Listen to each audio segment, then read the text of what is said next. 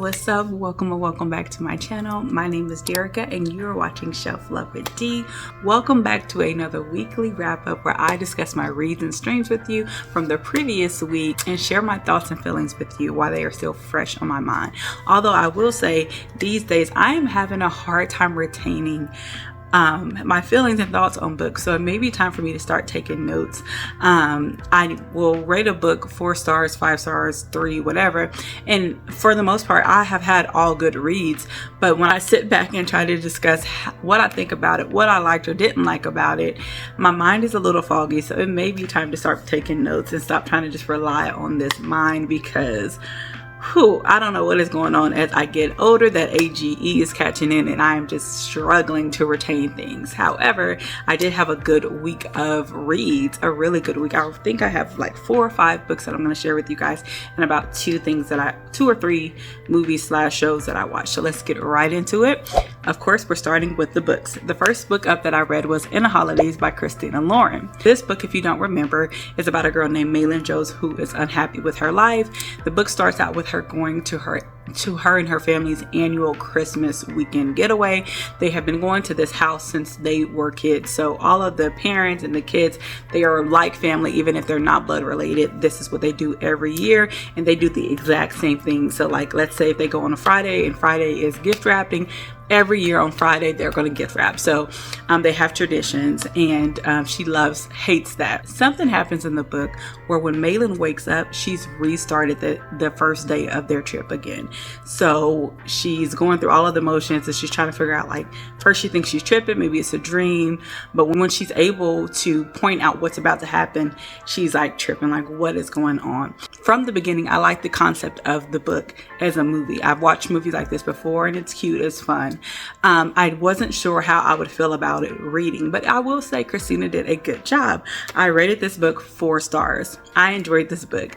The writing pace was pretty well done. I will say sometimes it felt like it was dragging out a bit, repeating a little too much, but overall I enjoyed this book. There was a part where when Maylin entrusted this secret to somebody, the reaction was a little over the top for me. First of all, a time loop thing is not something that is just normal, right? So if I kept the secret from you and then I'm like, hey, let me share this with you, we're repeating the same day, like, why are you bugging out on me as if this is the easiest thing to tell somebody or the easiest thing to convince somebody about? So that part was a little overdone for me, and I know it was probably done to have, you know, that climax of the book where everything kind of falls apart and then comes back together again, but it was a little too much for me. I did like that it was not cringe. It wasn't your typical Christmas story, and I love that.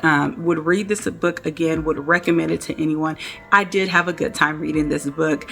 As I said, it just kind of got a little bit repetitive toward the middle, but I understand. I kind of stepped back and was like, if this was a movie, these things had to happen to build up to the end and for everything to kind of make sense and to make it a bit more of an informative read for you. So sometimes it's like, oh, am I reading this again? Well, because it's happening to her again. So if she would have just like kept that part out that, oh, we're repeating everything the next day, it would have kind of felt probably too short and not enough was happening in the book for it to get the rating that it did. However, I did enjoy In the Holidays by Christina Lauren and would highly recommend that to anyone looking for a not so typical cringe Christmas novella. Next book up, we have King of Ashes by S.A. Cosby. I rated that book 5 stars without hesitation, 10 stars out of 5. Like, that book was so good. And what is crazy, it's been on my TBR for a while. I don't know what I thought this book was about. The cover did not draw me in, and I also feel like the cover gave me mixed feelings, mixed signals on what the book was actually about. I did not expect what I got from this book. As I said, for me, the cover was very misleading, and the title really wasn't giving much either. As you know, I base a lot of my picks from the title and the cover, and neither one was just giving for me personally. However, I kept seeing this book circulating and people were raving about it. I'm like, I gotta get to an S.A. Cosby book before the year is up. I'm not sure what I expected with King of Ashes. I don't know. I think I thought it was going to lean more towards fantasy type. I don't know, king of queens type, I don't know, but I did not expect what I got in this book, and this book was so good. I'm like, I gotta read every S.A. Cosby book now.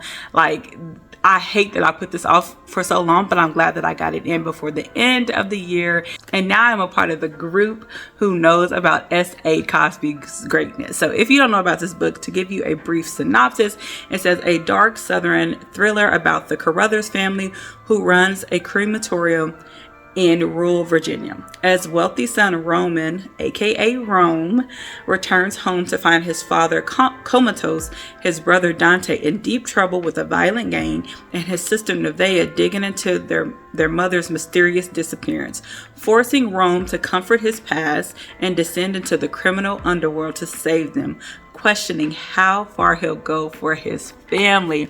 Y'all, this book was so good, so good. Rome, love him down. Dante will irk your soul. Yes, he is the little brother, and he played every bit of the little brother role, where constantly putting his hands in some mess, constantly getting things started, making dumb decisions, and then having to be rescued, but then question the method and madness to how he's rescued or how the problem is solved. It was so irritating, but this book was so good. The pacing was amazing. The writing was amazing. And I felt like, oh, this could very much so be a movie. Like, this book was so good, y'all. Now, I did read some of the Goodreads ratings. Now, mind you, this is my first book by S.A. Cosby, and I loved it. Goodreads reviews were saying that out of all his books, this were their least favorite. Now, this is not everybody, but you know, there's always going to be a handful saying that this was not their favorite book by him. They were disappointed. It was anticlimactic. It was repetitive or slow paced, whatever. It could be, like I said, because this is my first book that I've read by him. Maybe if I read his others, I would have felt that way. However, you know, for me personally, this book was so good. It will have you talking back to the book, like wincing because at some of the things that's happening in this book, because it is very well written. The description where you can visualize what's happening as it's happening. You can feel the pain as he's describing the pain being, you know, put upon the person or whatever. Like, this book was really good, and I cannot wait to get into the other ones. Have you read King of Ashes? If you have, I'm curious to what my girls over here thought about King of Ashes. If you've read it, what did you rate it? Did you enjoy it? If you've read other books by him, do you agree with some of the people on Goodreads where they feel like this was your least favorite, or that or that his other books were better than this one? Let me know. I'm a fan, and I am ready to run and pick up another book by S.A. Cosby, and you know, I'm ready to read his whole catalog, have it on my shelf, and he has officially become an auto buy for me. I want him on my shelf, every single books that he has written and those to come. All right, next book up is Shield of Sparrows by Devney Perry. I rated this book 4 stars. I do believe that I got this recommendation from Miss Eliza, my girl. Hey girl, hey. And I enjoyed this book. It is a fantasy read. Correct me if I'm wrong, Eliza, but I believe that Shield of Sparrows would be considered a low fantasy book. I enjoyed it. I still lean towards the thought that I feel my fantasy lane is low fantasy. It's not a lot to keep up with, a little sprinkle of magic and things like that, or a little sprinkle of powers and worlds without being too overwhelming where I can't keep up with it. I enjoyed this book. As per usual, there were mixed reviews on Goodreads regarding this book. Some people felt like it was too slow. Some people felt like it shouldn't have been categorized as fantasy. Some people felt like, okay, this is Fourth Wing with a different title. I've not read that book, so I can't say. And then the other thing that I kind of noticed that was common was people were like, do you like a book with a lot of questions? Do you like to read a book? Do you like to read books that has a lot of questions, or something silly like that? I believe that is referring to the main female character. She's very inquisitive. So she asked the Guardian a lot of questions that he answered. It didn't feel to me that the book, the chapter, or even, the paragraph was just constant questions. I felt like it was well written to me. I don't know. Maybe I'm more laid back than some people when it comes to fantasy, because I am not quote unquote a fantasy girl.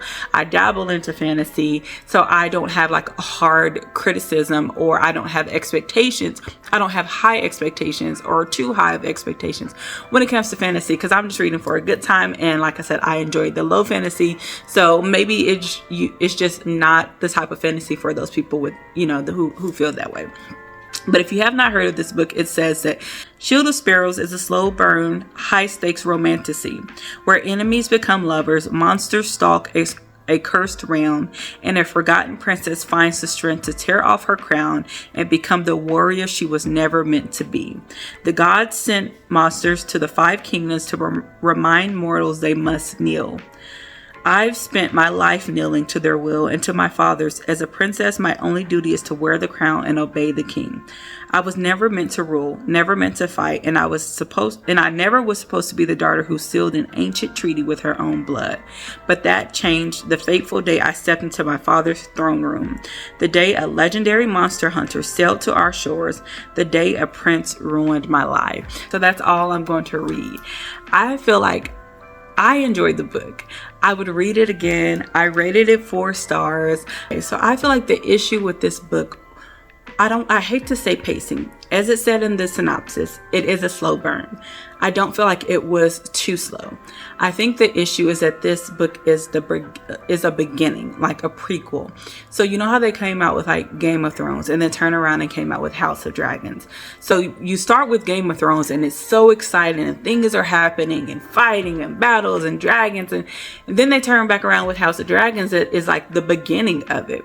So it feels like a different pace. It's very slow. It's letting you know kind of how things are getting started. Every episode is just kind of informative. It's all the background information. Then like the last 2 episodes, things just take off and then it ends on a cliffhanger. So I feel like this book is that, even though it is the first book, there is another book coming out sometime next year. And so therefore, this is a build-up. This is the beginning. This is the background information. And then at the end of the book, about the 25% of the book, 25 to 30% of the book, things take off, and then you're like, what happens next? It didn't bother me. I really enjoyed this book, would recommend this book, would read it again, and I look forward to reading the second book that comes out next year. So I feel like it left on a cliffhanger. I feel like it ended on a good enough note that keeps you intrigued for the next book, and this one was enjoyable as well. It is just, don't go into it expecting a lot of battles, a lot of fighting, a lot of action. That does not even really take off until about the last 25 to 30% of the book. Most of the book is us learning, is the buildup of these relationships happening, the treaty happening, and discovering these monsters and what's going on with them. So just be prepared for that. I do think you should read it. I do think the next book is going to be even better because now we already have this information, so it should just take off from page 1 really with the next one. So I would recommend that book. All right, moving on to the next. The next book up is The Chain by Adrian McKenty, and I rated this book 3 stars. It was an okay read. I didn't hate it. It wasn't the best time that I had either. I feel like this book should have been a movie and only a movie. Now, is it a movie? I don't know. But just based off the knowledge that I have now, it didn't work for me as a book. It was just giving the feel of a movie, as if I'm reading a script. Some of the things from a reader's perspective was giving cringe, and I think it would have been better acted out. I don't like how some of the people in the book just all of a sudden had these skills and were overpowering people that was like about that life. So again, I think it was one of those things, as you're reading, you're rolling your eyes, but in the movie, maybe it could have made more sense. It could have been more believable. I could have seen how, she was back there training when they, held her captive or whatever. You know what I mean? It just, I think it was one of those books for me personally that would have been better as a movie than a book. However, I would still recommend it to you. I think for me as well, it was action packed, and I know that sounds crazy, but for me as a book and the type of action it was just too much for me. It was too much. I would have much rather read it. It just was not giving book. I don't know how to explain it.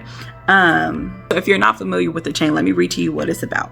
It says the 2019 thriller novel by Adrian McKenty about a kidnapping scheme that forces parents to become criminals to save their own children, creating an endless cycle when each victim must abduct another child to secure their own child's release.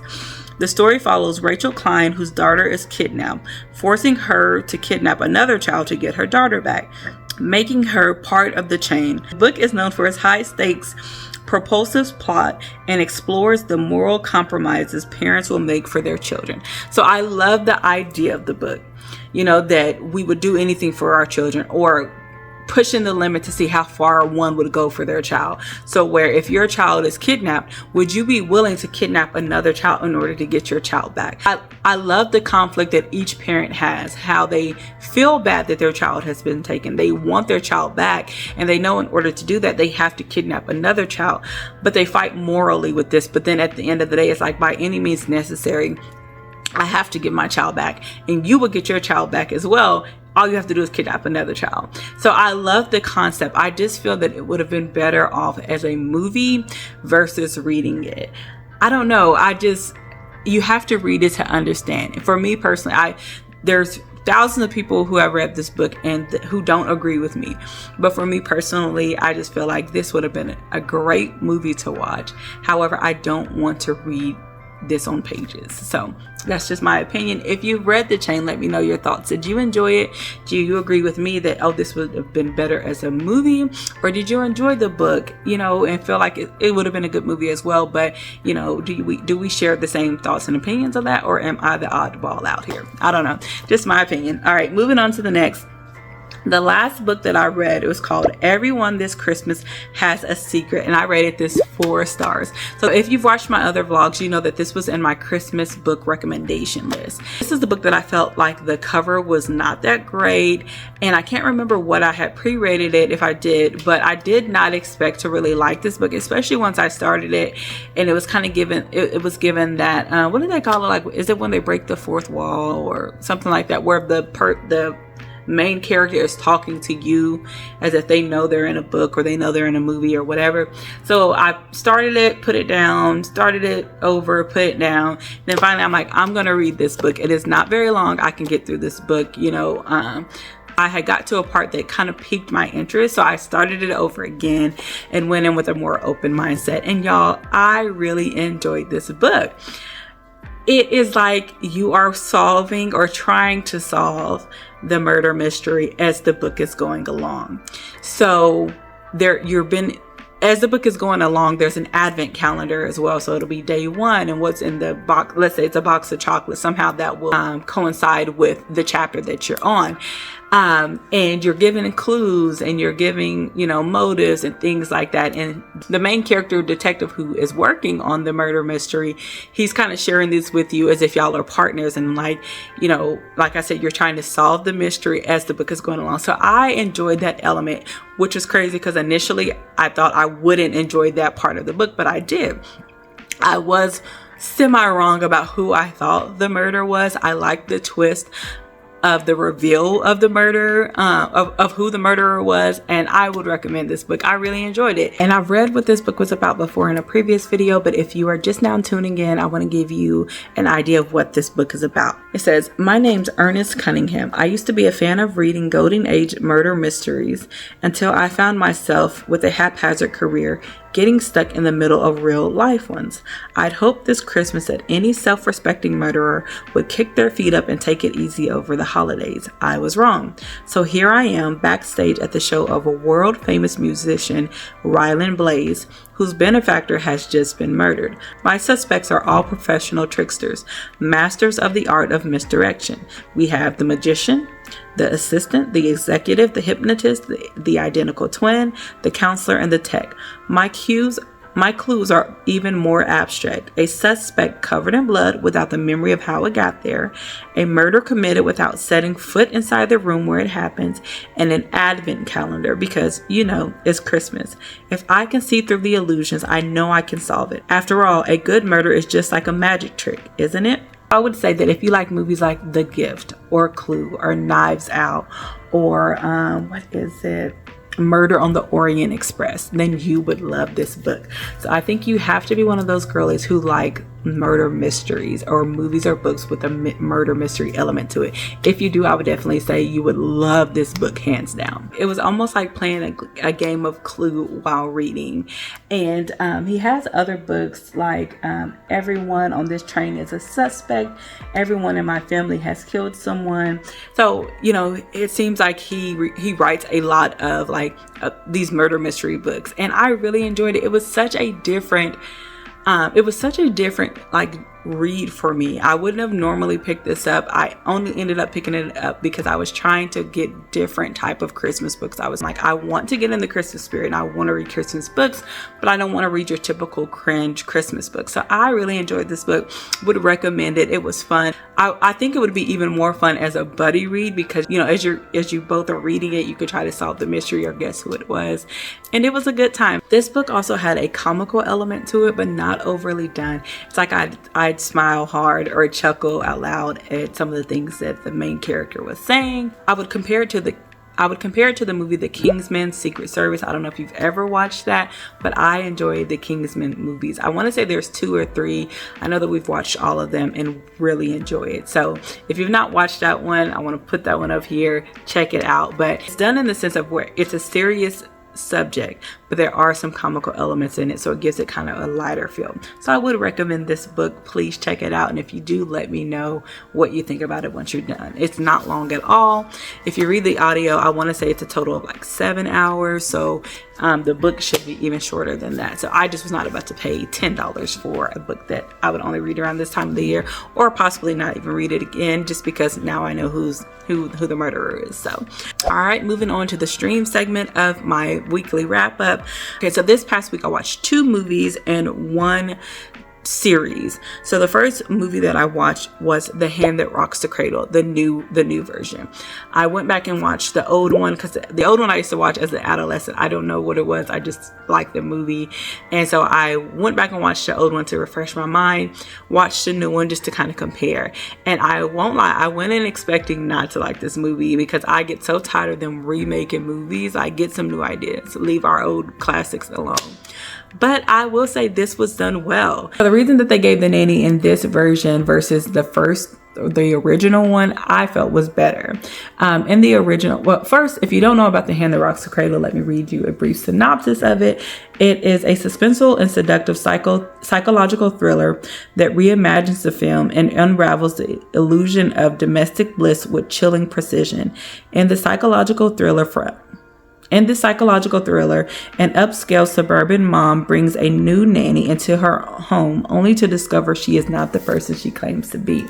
All right, so this movie is about a suburban family who, you know, it's a typical, they have kids and can't take care of them, needs a nanny to move in. She moves her in and she's causing drama and things are happening and changing and she can't figure out why. The why behind all of it, I was with it. Like I said, I do think the why was better than the original. I would rate this probably 3.75 to 4 stars, would watch it again, would recommend it. It was done very well. And the girl who plays the psycho in the movie, her name is Polly. And I think her name is Malika Monroe. She played that part really well, almost too well. I'll be side-eyeing people when they play crazy a little too well, but I would definitely recommend it. If you have not watched the old one, go back and watch the original first and then watch the 2025 version and let me know what you think about them. The next thing up that I watched was called The Staircase, which is based off the Michael Peterson case. This was crazy. They did such a good job on this. I had saw this a few times, I think at one point on Hulu, and then now it is now on Netflix. That was a case that frustrated me. And then also I'm like, we already know the story. But however, I will say they did a good job on this. The way they go into detail and how crime scenes are handled, how forensic specialists get their information and their evidence, and how they have to go behind the scenes and reenact things in the lab to see how blood splatter could have happened, or how if this person got hit with this, you know, what that would look like. Like, it is so interesting. Colin Firth plays Michael Peterson. He does an amazing job. I do want to give a warning that this movie, although it is about a murder, or a man wanted for murder, or a man in suspicion of murdering his wife, it is spicy. There was a scene that completely threw me off, came out of left field. I did not expect, simply because what the movie was about. And I was so glad to be in there watching it by myself without the kids around, because I don't think I would have been able to pick up the remote fast enough. So just a warning, it does have a spicy scene or two. Some of them is an actual scene, and then some of them are like pictures being shown without clothes on. So just want to give you that heads up, that although it seems like it is just about a man wanted for murdering his wife, it does have some spicy elements to it. So if that's not your thing, you may not want to watch this. But I do think it was well done. Well done. The reenactment was well done. Like, I am a crime show watcher anyways, so I loved seeing, you know, like I said, how the forensic specialists are able to go back in the lab and try to duplicate how a person might have been murdered based off the evidence that they gathered from the scene. It's really interesting. So I would recommend this. I don't really want to give this a rating simply because it's about Michael Peterson murdering his wife. However, just overall rating, how they retold the story, the reenactment, the actors that they chose for it, I would definitely have to give this 5 stars. So please go and watch it if you're okay with a little spice, a little unclothing, a little freaky deaky, then feel free to watch this and let me know what you think about it. All right, the last thing that we watched was our family movie, and it was Home Alone #1. We love Home Alone. I've said this before. We watch it every year. We'll be watching the second one here soon. And just based off a Christmas movie, of course, that's going to be 5 stars. Who doesn't love Macaulay Culkin? Kevin is crazy with his little bad butt. Even though he says some stuff to his parents, where I'll be like, you would have got smacked in your mouth. You know what I'm saying? It's still cute. I can watch it and enjoy it and laugh at it because it's not my child talking to me that way. It would be hard to believe if no one has ever watched Home Alone. But if you have not watched it, please go check it out. It's the cutest movie ever. Macaulay Culkin was so cute. And it's funny and it's lighthearted, and it is perfect for this time of the year. So if you've not watched it, go and watch it. If you watch Home Alone before, are you one of those few people who don't like Home Alone? I'm curious to know. All right, so if you've made it this far to the end of the video, please leave me a Christmas tree in the comments. Per usual, if you have any book recommendations, any shows, movies, or series that you think I'm missing out on, please let me know down in the comments. Until next time, don't forget to show yourself some love today.